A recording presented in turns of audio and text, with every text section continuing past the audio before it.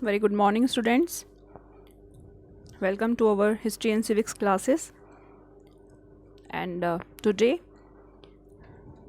in our Tughlaq Sultanates section, now we are going to talk about another name, that is Firoz Shah Tughlaq.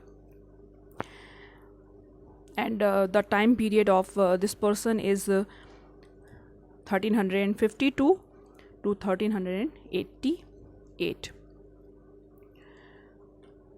So, after Muhammad bin Tughlaq, we are going to talk about this person. So,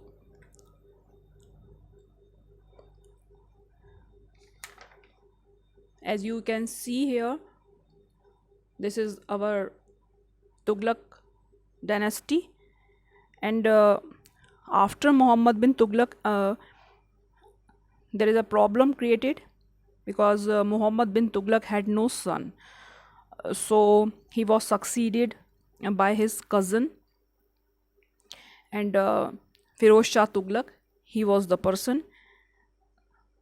So Firoz Shah was at that time, he was very ideal in his religion, and he's a very pious Muslim, and that is why he just tried to resort law and order in the kingdom, and he ruled according to the Islamic law.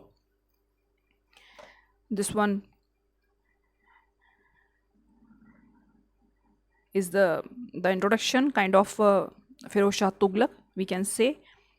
So now next one we are going to discuss about his steps taken by Firoz Shah Tughlaq for the general welfare of his subject. So there are many, like he started new irrigation schemes, and built new canal and repaired the old canal. He built hospitals and guest house and mosque, dispensaries, and also he reduced the land taxes, and he set up a department of charity. So yes, Firoz Shah Tughlaq was a great builder, as we can see here, and he got repaired and dug a number of canal from the Satluj and the Yamuna rivers. These irrigated the nearby lands, very useful for that place.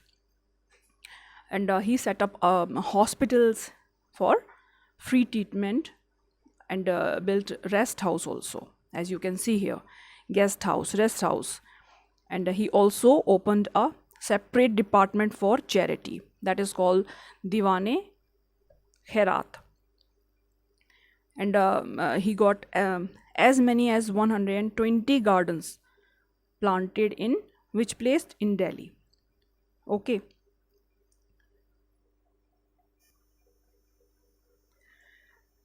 He built 100 sarais also for the convenience of the travelers and merchant also.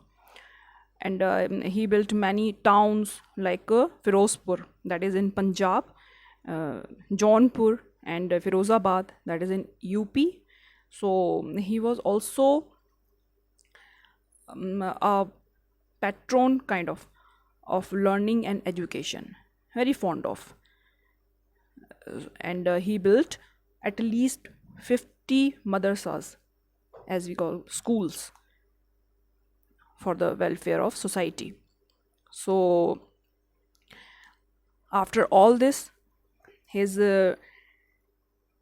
death in at least the time period was the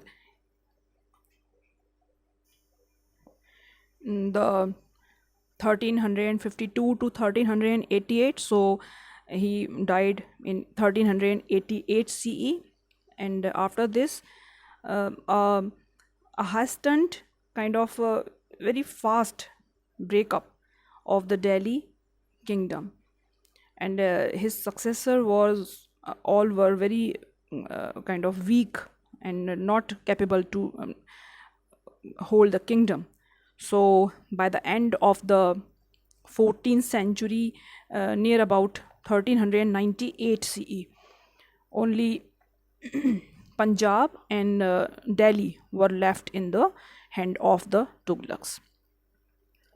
So after this, we are going to talk about new person here. You can see here. So after Firoz Shah Tughlaq in 1398 AD, Amir Taimur is the new person here. You can see he was also called Taimur Lung uh, because he was a lamb.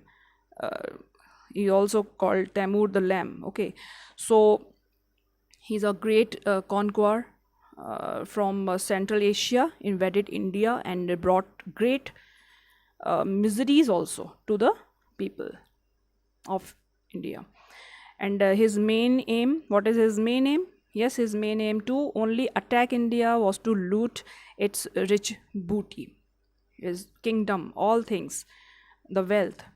Okay, so on his way back, he plundered many cities and took away from India a huge wealth, as I said before, in the form of what? Gold and silver and jewels and etc. So he left Delhi in ruin. Taimur stayed from a fortnight at Delhi. So this is all about knowledge of Taimur, Amir Taimur. In 1398 he was ascended, and after this person, uh, after Taimur leaving, the Sayyid dynasty was founded. So now we are going to discuss about another, this is fourth one dynasty. This is the Sayyid dynasty, and now we are talking about this time of era and time period of this dynasty was 1414 to 1451 CE.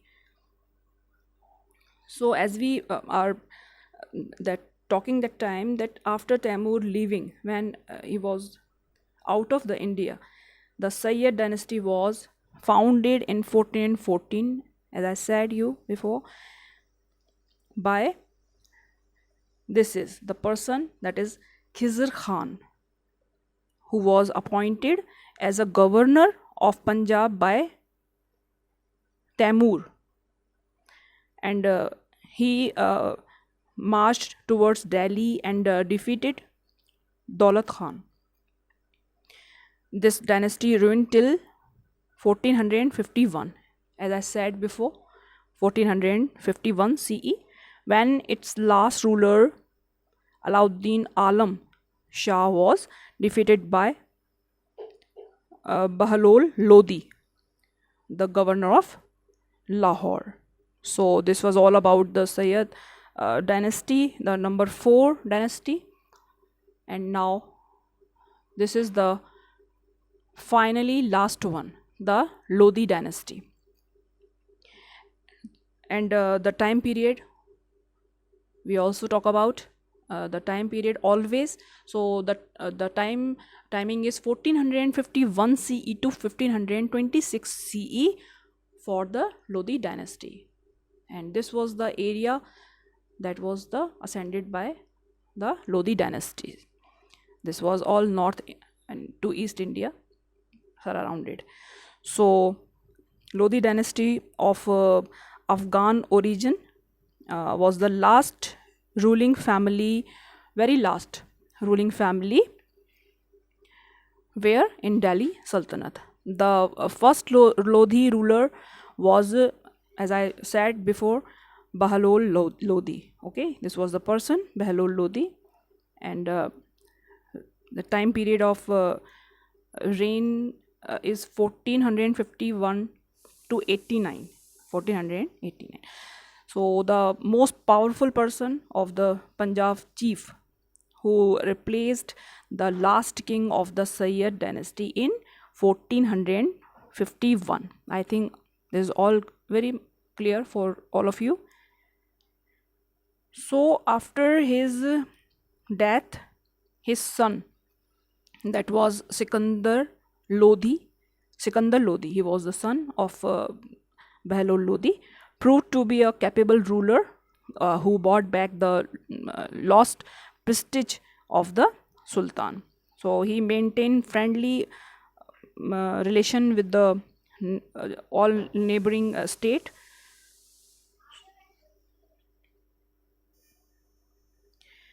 So Sikandar Lodi was succeeded by Ibrahim Lodi, who is said to have been the last great ruler of the Lodi dynasty. So Ibrahim Lodi came to the throne in 1517. He is the person after the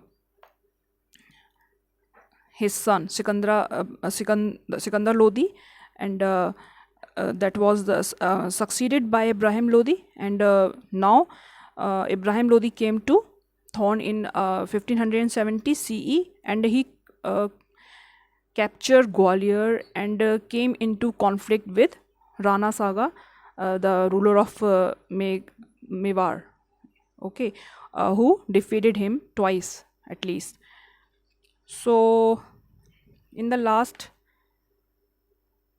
Babur defeated Ibrahim Lodi in the first battle of Panipat in 1526, and Ibrahim Lodi was killed in a fight. With this defeat, the Delhi Sultanate was laid to rest, and the history of India added a new outlook with the coming of Babur, and this was the beginning of the Mughal dynasty in Indian history. So students, this was all about the 5 dynasties. I think you all remember which one the 5 dynasties are. I am repeating all. First one is the slave dynasty, second one the Khilji dynasty, third one the Tughlaq dynasty, the Sayyid dynasty, and last one the Lodi dynasty. So these are all completed in our this video, and I have already sent the question answer and exercises all. So keep on learning and complete all the work in your notebook and hand in our classroom app. Thank you.